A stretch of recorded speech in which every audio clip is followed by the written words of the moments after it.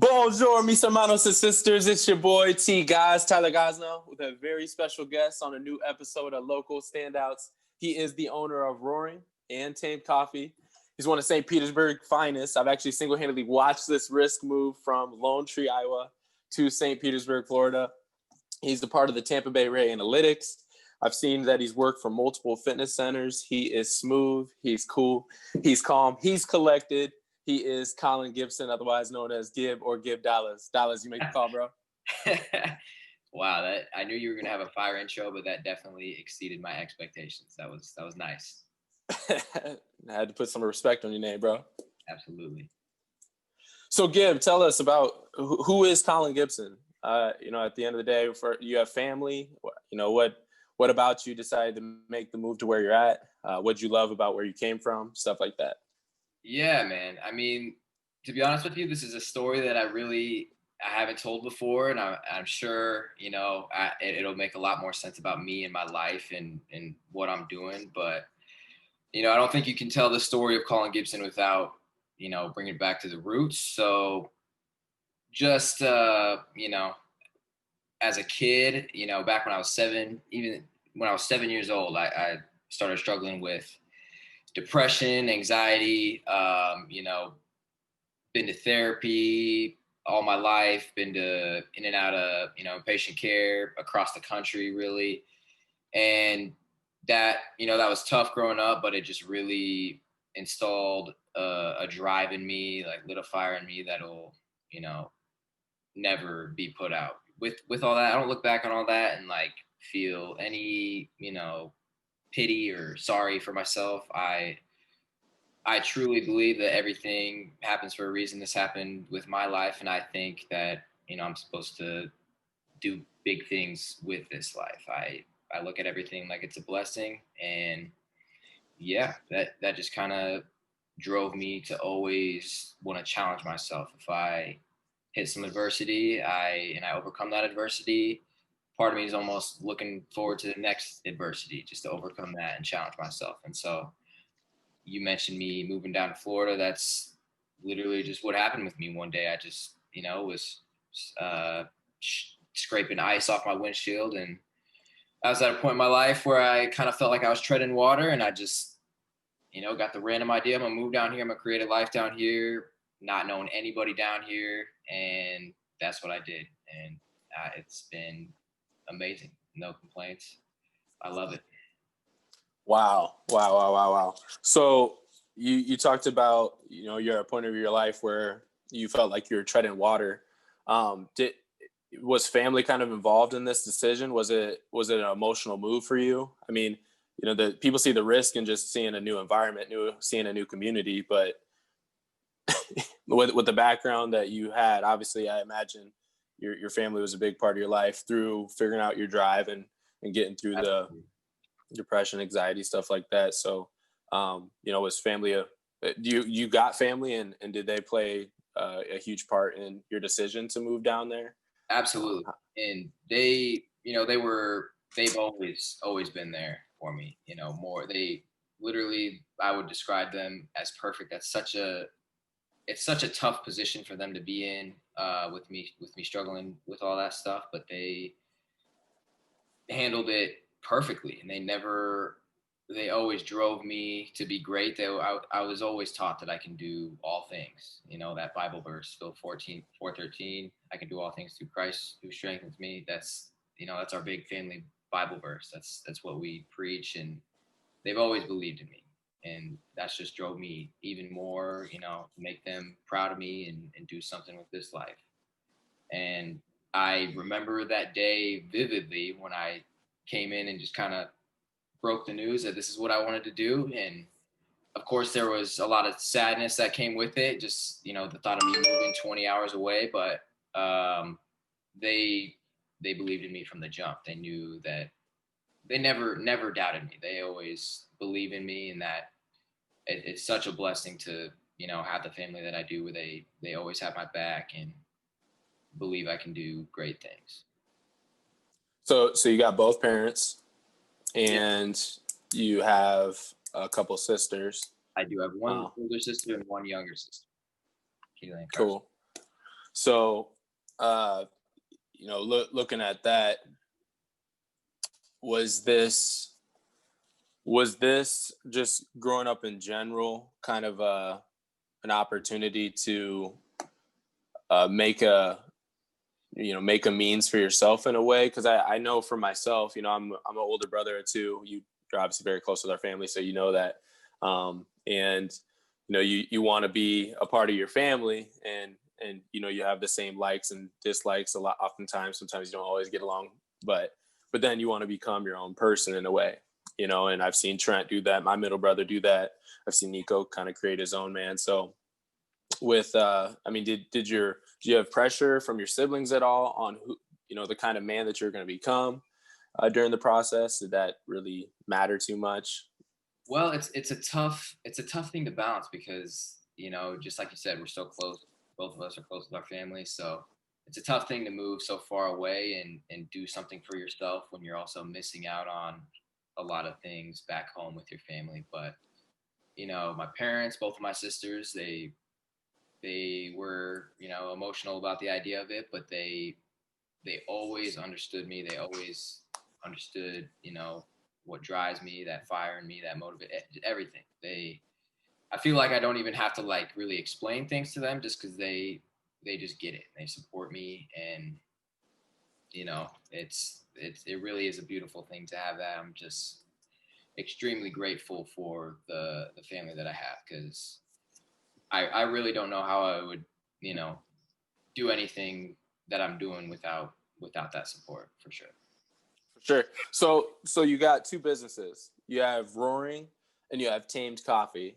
Yeah. So tell me, what are they?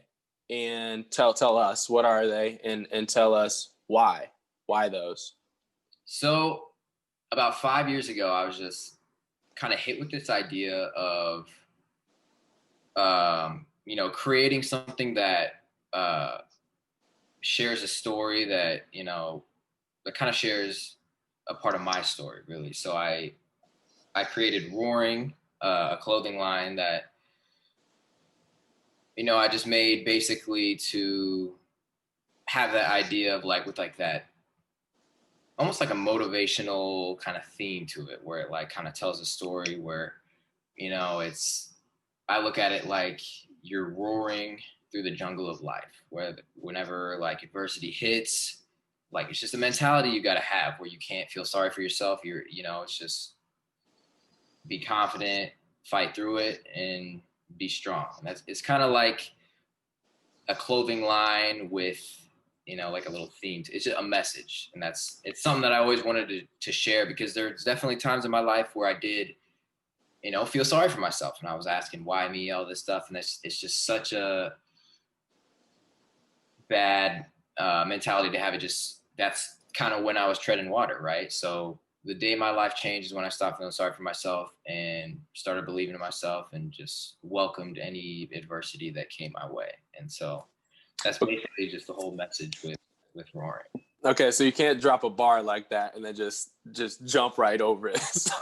So you said that you're at a point in your life, because I felt this. You do. I was emotional. Sorry for. I was an emotional bleep little kid when I was younger. So Yeah. so for me, I did feel sorry for myself as well. And this is a skill that you don't get taught in school. You don't get necessarily taught by anybody around you, because everybody's dealing with their own emotions and trying to figure that out. So you said in life you had moments where you're feeling sorry for yourself, and then you just decided I'm done with that. But I do know with decisions, not often is it just one decision that set the stone or set the line in the stand. So the sand to make that decision. So for you, do you feel like there was little decisions that are just kind of building up upon each other toward that big decision to just stop feeling sorry for yourself? Or Yeah. tell me about that process. Yeah, and a lot of that came from the guidance of my parents too. Like they saw that, and they didn't push it necessarily on me, like to want to have that mentality, but they just motivated me to want to have that mentality. So I remember little things, just like being in high school, coming home from therapy, and I couldn't go to the water park with my friends or something like that, because I was going to therapy, and I'd be down on myself about that. And I'd like, it's easy to get lost in that trap. But what I would do is I'd just throw some headphones in and just go run up at the track in Lone Tree, and just kind of like force myself to get out of that mindset. And when I was running, I would literally picture myself. I'm not even kidding when I say this. I would picture myself like literally sitting in this chair that I'm sitting at right now, like, telling a story, motivating other people to, if they're in similar situations or whatever it is, just like there's always the next door. There's always a way past it. It's never, you never have to be stuck in that spot. You can always get out of that spot and look back and be thankful for that spot, but still, continuing on to doing great things. Yes, sir. I love that. See, and so to tailor off that, and then we'll dip into Tamed Coffee, because I definitely want to hear about that as well. But there's a lot of stuff here in Roaring, which makes sense because you started a business around it. So for people that are listening to this, you don't just start a business and then just like think like, oh, if this doesn't work, like 2 weeks later, I'm done. No, like you start it with the long-term vision to do something big. So vision, how important is that? Setting goals for yourself, thinking about the future. How has that played a part, or do you not even think about the future? Do you just think about today? Absolutely. It's huge. And to be honest with you, I kind of mentioned it earlier where I thought of this idea like 2015 before I even moved down to Florida. So I was, like setting those goals. I had kind of it mapped out to where I wanted, certain things accomplished by certain times. And it's a good blueprint to have. But obviously, I didn't plan on originally starting it 5 years later. That's just kind of how my life worked out. And, I look back on it like I'm thankful that I had those goals to set and, have kind of like a timeline and plan or in play. But it just, I accepted the fact that it just wasn't the way it was supposed to happen. Like as greedy and as excited for it as I was, I don't think I was ready as a man in my life to start these businesses and do what I'm doing now. I think, I still needed to learn and grow, not only the process of myself, but the process of the business world and everything like that. So it's definitely important to have those goals, but also I would say if you don't achieve those goals in a certain amount of time, don't get down on yourself. Like just build off of it, find positives with it, and just always believe everything's happening for a reason, the way it's supposed to happen. And I think just having that mindset has gotten me so far in life. Love it. So for this business, are you how is this, how are you making it look so easy? Because on the outside looking at this business, you started it, you uploaded it. 1 week later, you got Tamed Coffee popping off the shelf. It was probably a different timeline than that, but you had that popping off, and so on the outside looking in, it looks like you started 2 e-commerce business by night, and it's almost like you got a whole team that's just helping you or whatever the case may be. So I mean, are you single-handedly running everything from the marketing to the clothing designs to the clothes development to the we'll dip into that, but even the coffee? Do you have a manufacturer? Are you going out there and scooping the beans up? I mean, what's going on? So I do, like I was saying, I mean, I know what it looks like. Just like you were saying, it looks like I kind of just dropped these things, just the snap of a finger in a couple weeks span. But I mean, to be honest with you, man, I've been working on both of these for so long. Put in a lot of time, a lot of late nights, a lot of coffee. That's actually where I got the idea of, start my own coffee business, is because I was drinking so much coffee, staying up working on Roaring, that I just kind of got hit with this other idea with another passion of mine. So, I mean, yeah, I to answer your other questions, for the clothing, for the coffee, I'm not like scooping the beans myself. I'm using manufacturers for that and all that. But as far as designs, website, everything else is all me. I don't have a team or a marketing, anything like that. I'm just doing a lot of trial and error. I mean, it's years of, making mistakes, things like that have gotten me to this point, things I've learned. Some have worked out, some haven't, but like I said, I don't really look back on anything with regret. I mean, I could think back and think that, I should be a lot farther than I am right now, but I really don't look at it that way. I built a good base for a couple of years, and I'm at a point in my life where I'm ready for it to take off. So how big or how important is team to you for what you have going on? Because you did come to Iowa recently for a week and a half. Those businesses still had to be operating on all full cylinders. So do you have a great team around you? Do you have mentors? What do you have around you that's helping you leverage time the way you can?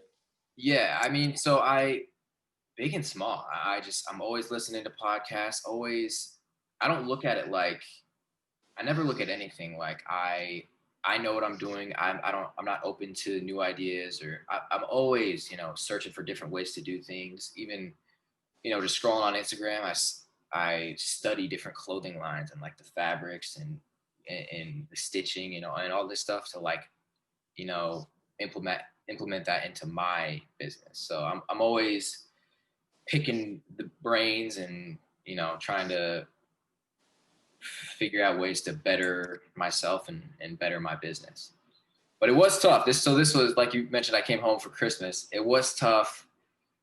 I found myself, like having to balance, like work and the stresses of work and family time and all that stuff. It was it's a tough balance, but at the end of the day, family is the most important thing. So there were a couple days where I just shut my laptop off and, went and hung out with my niece and nephew and just tried to forget about the world. I'll handle that when I need to handle that, because I can always, change a design on a t-shirt, but I might not always be able to, go play in the snow with my nephew or something like that. So it's just about finding that balance and, just keeping your priorities in check as well.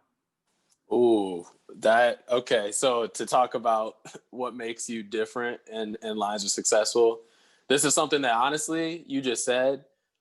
You talked about balance, but in a way, when you're balancing, you're truthfully unbalanced when you're balancing it out. It's kind of a weird conversation that I just had with my girlfriend. Is I love what you said. I can always change a design on a shirt or some piece of clothing, but I can't always have that moment with my nephew.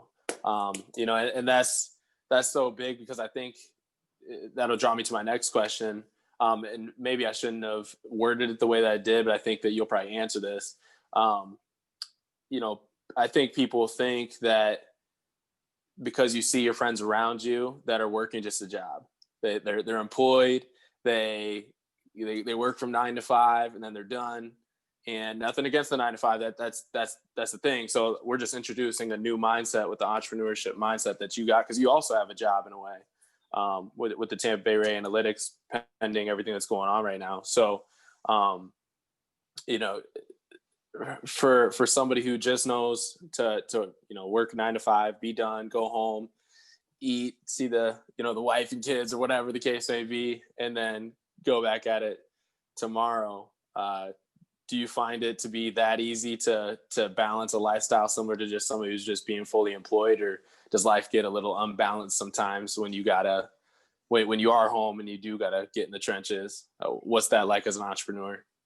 Well, it's always hard. I mean, I remember, like, even with like a 9 to 5, it's always hard to, like, find time for the gym and all this stuff. Like, there's so many things. It's tough to balance, but I just kind of going off what I was saying. There was a specific instance when I was home where something was delivered to a customer, and it might look fine to 99 people, but to me, I'm a little bit of a perfectionist, where I noticed something that really, really bothered me, that, like, I kind of had a flash where I was like, oh my gosh, I'm about to shut my whole day down and fix this right now. But I was actually on the way to go hang out with my niece and nephew. And I told myself, like, all right, I'm going to deal with this when I need to deal with this. I don't need to deal with this right now. And that's some of the best advice I've ever gotten was from my dad. I was like in sixth grade or something, like middle school. And I just had like a stupid little test the next day or something like that. And I was like freaking out about it. And I remember I walked up to him and I was like, I can't sleep. I'm stressing out. And he just told me it's simple, but it has always stuck with me. He just said, look, what I do in these situations is I tell myself that I'm going to get a good night's sleep right now. I'm going to worry about right now. And then when tomorrow comes, I'll worry about what tomorrow brings. And just like that, that stuck with me. And like where I can now like get myself to just shut my brain off to something that I know I shouldn't be worrying about at the time. And then, but still being prepared to, handle that when I need to handle that. So it's always a tough balance. No matter what you're doing in life, it's always tough to, balance your priorities and get done what you need to get done. Wow. Shout out Pops, bringing the bars in sixth grade even. I literally remember that like it was yesterday. God, because we were, 12 at that age, something like that? And so sticks. Yeah. Dang. 26 now. Wow. That's awesome. I love that. I'm going to tuck that one in my back pocket. All right. And, okay, so where can we find Roaring? How do we get there? What's the plug? Yeah. So the website is roaringapparel.com. And then on all social media platforms, you can find it at Roaring Apparel. So Instagram, Facebook, even Twitter, username Roaring Apparel. I'm mainly in Facebook. I don't know if I said Facebook, but I mainly use Instagram for like marketing. And that's another beautiful thing about social media is it's just like marketing in itself. So for anybody out there like who's starting a business or has a business, it's just a great tool to market itself. So yeah. Very cool. Got that. So roaringapparel.com, people. And then you can find him on Instagram, Facebook, Twitter. And if there's anything else, you'll probably be able to find it through one of those platforms. But yeah. Roaring Apparel is the username. So we got that. And Tamed Coffee, let's not blow by that. So you said you were staying up at night working on Roaring and you're drinking coffee. So what better thing to do than dip into what you're already passionate about that's carrying you through. So why Tamed Coffee? Where'd that stem from aside from just that for you? Were you always a coffee drinker or did you force yourself? No, man, I really wasn't. I didn't actually start drinking coffee until a couple years ago. But I fell in love with it and started relying on it probably more than I should. The whole coffee thing was, I guess something about me is I can never seem to, like I said, I'm just always wanting to challenge myself. I can never seem to just kick my feet up and be satisfied, which can also be a bad thing. I mean, you got to find balance with that as well. But just in the process of working on Roaring, I like I said, I was just drinking so much of it, and I just kind of got hit with this idea that, you know what, I want to make my own. I want to do my own coffee thing. I think, I just believed in myself that I could make it successful. And my ultimate goal with that is right now it's currently just being sold online for the time being. I mean, just with the world right now and stores and stuff, it's a hard time to wholesale anything, but my goal eventually is obviously to get this in stores across the world, really. So hopefully that time will come soon when everything kind of gets back to normal. But I do, just like you were talking about planning, I have a like a 3 or 4 step plan in place to when things kind of get better for that situation. So yeah, man, I mean, it's doing well. A little over a month now I launched it, so yeah, just another notch on the belt, another business I'm doing and I'm passionate about, and hopefully big things are coming. So bonus training. This guy said, I'm just selling it online for now with the way that the world works. People, this man started 2 businesses during a pandemic. There's never been a COVID-19 ever in the history of the world. And this man starts 2 businesses and he is doing well for him. So as far as business owners go, strategically, everybody wants to learn from you here. Everybody wants to do what always has worked, and they feel like they feel like if they saw this way working, they get so gung ho on, no, I'm not successful until I get it in a actual brick and mortar. I'm not successful until you know, everybody can walk by my shirt in the store. And as cool as those would be, that'd be cool. But just to structure up my question here, how important is it to be adaptable with Tamed Coffee and Roaring? But how is it important to be adaptable as an entrepreneur? Well, it's huge. I mean, I been working on these things for 5 years, and I really pictured, I would have launched them 5 years ago, but I just kind of learned to roll with the punches and just adapt to the new situations that came up. So I would, I had these goals set in place, but what I would do in the meantime is like, maybe shift those goals into, a different category, whether instead of like, finishing my website or whatever, I would switch that goal to, what, I'm going to design 3 t-shirts this month or something little like that, that I love, that I'm passionate about. Like I would, buy this shirt or something like that. Just adapting your goals to fit your lifestyle. Because I mean, at the time I was just a young, dumb college kid who maybe my priorities weren't all into this, but like I said, man, everything just played out exactly how it was supposed to. Even just like you brought up the pandemic, like a few months ago, I didn't know if I was ever going to launch these things. It was a tough time for everybody, and I was really struggling, down on myself, just with the whole situation, with everything going on. And there's a lot of doubt, but I never stopped believing that, and I never will stop believing in these or myself. So I love that. I will never stop believing in myself and these. That's important. You brought up belief earlier. I do want to ask, what about Tamed Coffee is similar to the best coffee out there, or what about Tamed Coffee makes it different than some of the best coffees out there? Either one, what makes Tamed Coffee great?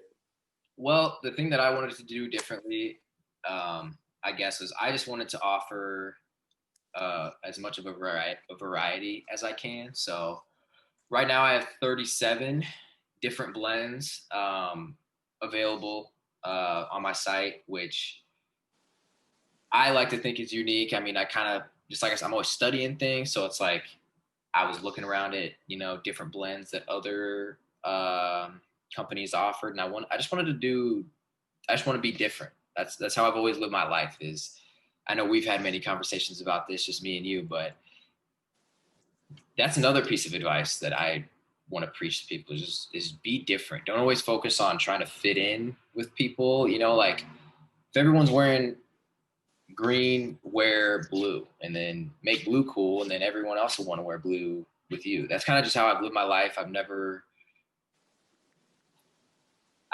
wanted to be the same. I've known since I was 7 years old and all this stuff really started happening for me that I was different.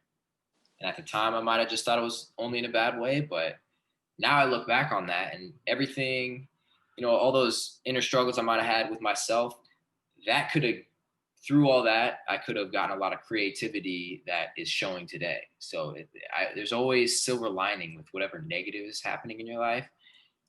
And it's so important to keep that door open when you're struggling, when it seems like there's no tomorrow or anything like that. So yeah, sorry if I'm ranting. I don't even know I forget what question. No, that's perfect. I love that. So I realized at 7, for those of you that heard in the beginning, his background and where everything, he says, with everything that I had at 7, what I realized at 7 is that I was different. Everybody on here, when most people they see their limitations, they see maybe somberness or sadness, and maybe this depression, anxiety, it's so common too. Like it is so common amongst like people try and hide it. People try and put on this front like they got this prim, proper, perfect lifestyle and that nothing. But all these to a T right there.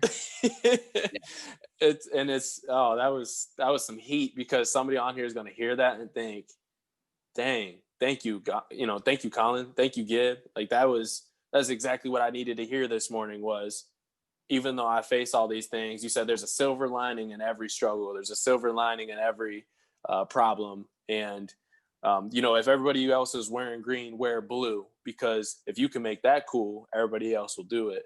And, one of my favorite quotes that I ever heard was, why do people try so hard in their life to fit in when you were born to stand out? And I think that that's exactly what you figured out in elementary school. So that's crazy. Yeah. Okay.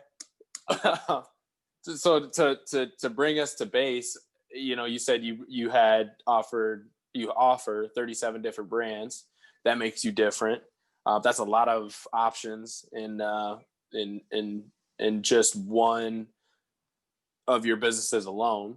Yeah. So I was asking, what makes you similar to the best, or what makes you different than the best, and that was one of them. Was there any other reasons that makes Tamed Coffee different or similar to the best? Yeah, I mean, being different is good, but you do also, like we were kind of talking about earlier, you want to take things from the successful brands. You always want to learn from like what they're doing that's working as well. So, just as far as like, I've really studied the marketing. The marketing's been a big thing of just like how some of them are marketing themselves with certain ads and how they're doing their ads, and even photo shoots, things like that. That's kind of what I take from different different coffee brands out there. But as far as like the actual product itself, I mean, I might have had like a certain flavor or something from a different coffee that I like that I wanted to implement into mine, but just most of the key things I really want to stand out and be different, and really take some of the customers and attention away from the big dogs. That's perfect. So how do we find Tamed Coffee? How do we get there? So Tamed Coffee, the website is tamedcoffee.com. All usernames on social media, Instagram, Facebook, Twitter is all at Tamed Coffee. And the name Tamed, I don't even think I really mentioned this. It was just, I mean, it's clearly just kind of like a sister company to Roaring, where it's just like that, that lion mentality where, my theme with it is it's the coffee blends created to tame the animal inside. So it's just kind of like I wanted them to kind of play off each other and just kind of both have that, similar mindset that I do, for sure. Mm. That's so. Did you say there was a website too? Yeah, it's just tamedcoffee.com. Tamedcoffee.com. And then the @ symbol Tamed Coffee for Twitter, Instagram, and Facebook. Yes. And on both of the websites too, there's links at the bottom that you can just click those links. It's like Twitter, Instagram, Facebook, and it'll just take you directly to all social media platforms just straight off the website. So. Okay, so with Tamed Coffee and Roaring, to expand a little bit on these businesses and the future of them, where do you see Tamed Coffee and Roaring in the next year or couple years, 5 years? Where do you see those? Really, the short-term goals with both of them are just improving my marketing skills with them. Long-term for Tamed, obviously, is wholesale in stores, getting that in as many stores as I can. And to be honest with you, it's the it's the same for Roaring. I mean, I have a couple stores in mind that I want, I think would be good fits as far as like the style, the message, everything like that, for the future. So, I mean, ultimately my goals for both are just, wholesale and stores. So, Okay, so improve marketing and wholesale in stores. What? Why do you want those two things? What? There's a reason for it. Clearly, that that most people they just think, oh well, clothes, put it in a store. Like, yeah. okay, coffee, I see it in stores, put it in a store. Marketing, everybody's on social media, so marketing, put it. Why do you want to work on skills with marketing and wholesale? Well, I really just want to cover all grounds that I can. I think, these are both two things that I really believe in, and I want to make them as accessible to everybody as possible. So, with coffee, I could just keep it online, but it might not be, it might just be easier for somebody to just grab it off the shelf when they're in stores, and even maybe the same thing for Roaring, for clothes. So I'm just really trying to, spread this message as much as I can, and the best way I can. So. Okay, so diversify. You're not trying to keep all eggs in just one basket, essentially. Right. Cool. I like that. And lastly, to come to a close here. So I know you've dropped some awesome bars amongst many different avenues. To leave us with something better than when we came into this show, what's one piece of advice that's changed your life for the better that maybe somebody else hasn't heard before? Well, I'm gonna kind of cheat here because I did mention it already, but I really, really want to preach this is just embrace the uniqueness in yourself. Like, embrace being different. Don't don't worry, don't stress so much about, trying to fit in, be the same, or anything like that. Always, what it's just such a beautiful thing to be unique, do your own things, create your own life, and then have other people, like, not necessarily notice it, but like, just be impressed with the mindset that you have that goes into it, where you're going against the grain. You're not trying to, do things the same. You're trying to almost create a change in the world of how things are done just by being yourself. So, we both come from small towns where we are still very, very close with the dudes that we grew up with.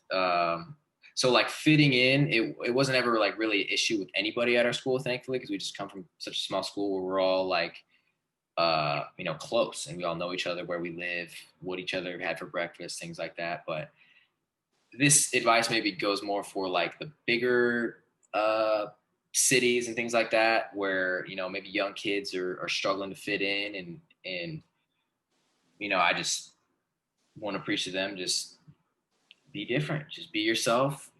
Maybe one day if somebody's making fun of you for wearing ripped jeans, keep wearing those ripped jeans. In a year, ripped jeans is going to be cool, and they're going to be wearing ripped jeans. You know what I mean? It's just like, just be different. Just believe in yourself. Be different. Everything is happening the way it's supposed to happen. Just keep going. Keep going. Oh my God. Yeah, that's good. I love that. I love that. Wear ripped jeans one day. You might get made fun of, but we 1 year from now. So no, low key. I love this because this is true. This is facts. This is a thing that's going on right now. Even our parents would make fun of us for it. Yeah. Maybe we got 40-year-olds wearing ripped jeans. So wear ripped jeans maybe, whatever your thing is, and then maybe a year from now somebody else will be copying you. That's gold. Be different. Wow. So thank you so much. Thank you so much, Gib. I appreciate you, brother.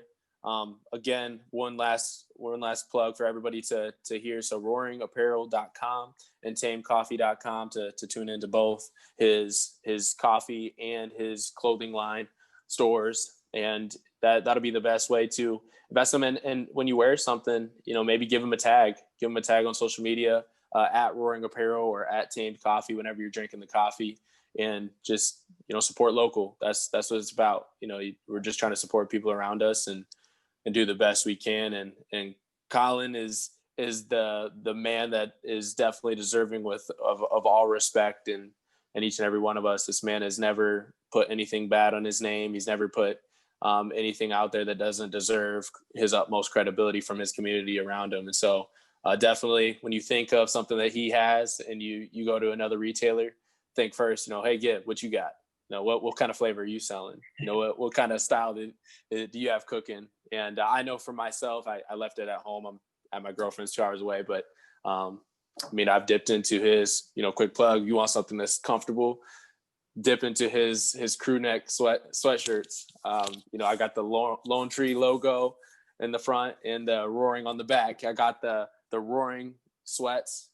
For me, whatever your fit is, go in and get it. But I would say those two right there. I think I remember 1 week doing 2 workouts in the same week with that same workout apparel. So yeah, I love dip into it.